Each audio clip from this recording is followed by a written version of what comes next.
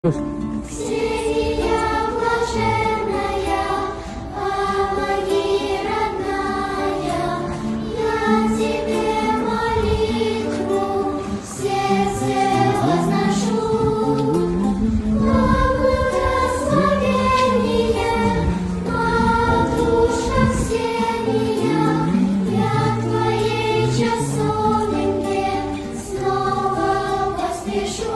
Здесь 90 марта 1906 года было первое захоронение великого поэта Украины Тараса Шевченка. Посылайте, посылайте,